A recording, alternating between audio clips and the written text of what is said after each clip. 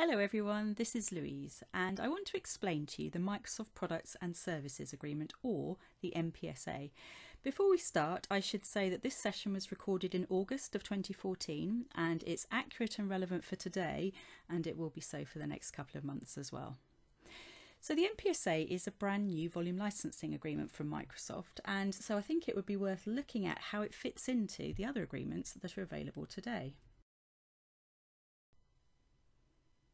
So here you can see all of Microsoft's volume licensing agreements, and I've put them on a grid so that we can look at the differences between the agreements that are in effect today, and we can also see where Mpsa fits in. Look along the top row first. You've got agreements where you need a smaller number of licenses to be able to sign them, and typically the number 5 is a key number here, so it could be you need to have 5 PCs or commit to 5 licenses. And then at the bottom you've got agreements where you need a larger number of licenses to be eligible for these agreements, and the number 250 is often associated with these. Then I've split them into the transactional agreements and the committed agreements. What do I mean by that? Well, the transactional agreements, once you've signed them, then there's no particular commitment after that. You can buy what you need when you need it. Compared to, on the right hand side, the committed agreements, which means that you have to make a commitment when you sign those agreements. And an example would be that you have to cover all of your PCs with a particular piece of software, for example. Then I've got, if you look at the shading, you can see that we've got perpetual licenses, which are the solid shading, and we've got the dotty shading, which indicates non-perpetual licenses. So organisations buying, for instance, through an open agreement get perpetual licenses. And the final difference at the moment is software assurance. You'll probably be aware that software assurance is a whole collection of benefits, and I think at the moment there are about 25 of them. And you'll see that some agreements you have to buy software assurance, it's mandatory, it's included, whereas other agreements where the SA isn't in the circle there, it means it's optional. You can buy it, you don't have to buy it, you can buy it on some licenses or not. So those are the agreements and how they differ in terms of the framework that they offer. And if we were to look at the type of licenses that you buy through those agreements, they're for software that's installed on premises. And this is the way the agreements have traditionally been set up, that you've got the agreements, you buy software through them, you install that on premises. But what has changed relatively recently is that the agreements have had the ability to buy online services through them added as well. And if you look here, you'll see that the bottom half of the square has been filled in for most of the agreements with dotty licenses for online services. There's two important things here. One is that customers now can have one agreement with 2 types of licenses in it. So again, look at the open agreement. You can see I've got perpetual licenses I bought through that, as well as subscription licenses for the online services. And in terms of where the software is deployed, well, I've got a mixture. I can deploy my perpetual license stuff on premise, and I've also got a hosted solution with the online services. But you'll notice poor old Select Plus at the bottom there didn't get amended to have these online services added into it.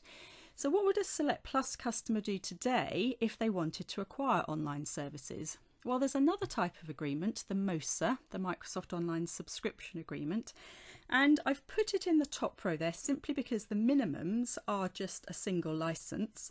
However, you could buy thousands of licenses through this agreement if you wanted to. And a Select Plus customer today would buy their perpetual licenses through Select Plus, and they buy their online services licenses through this Mpsa agreement.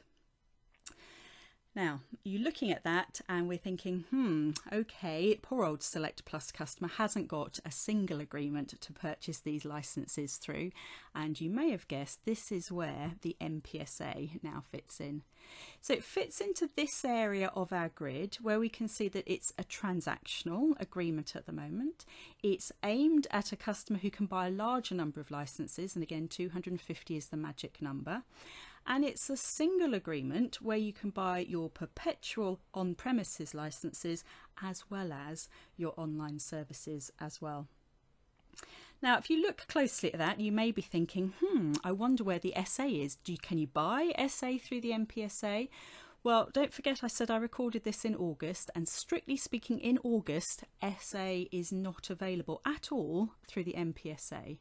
But September is just around the corner, and at that point software assurance will be available through the Mpsa, and it will be an optional purchase.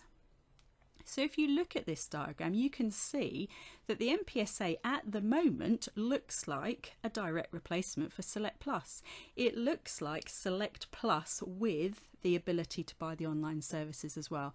Now there are some agreement changes to Mpsa which make it even better than Select Plus, but you can see, as I say, at the moment that it is a replacement for Select Plus.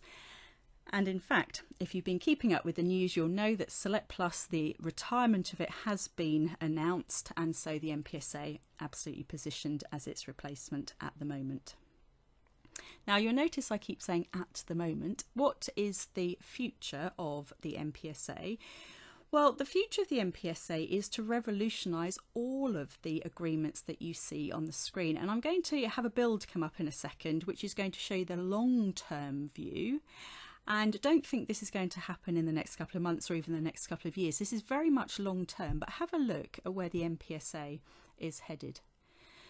And you can see that eventually the Mpsa won't just be for the larger number of licenses, it will go up into the smaller number of licenses, and it won't just cover the transactional space, it will cover the committed space as well. And today, I haven't said it, but actually the Mpsa is just aimed at commercial customers, but in the future it will be available for academic and for government customers as well. So as I say, that's not something that's going to happen in the very short term at all, but that's where the Mpsa is headed, to revolutionise all of Microsoft's volume licensing agreements, to bring them all together like that. Well, that's the end of this session. I hope you've enjoyed it. If you want to keep up to date with all things licensing, then our blog's a great way of doing that, and you can find that at blog.licensingschool.co.uk.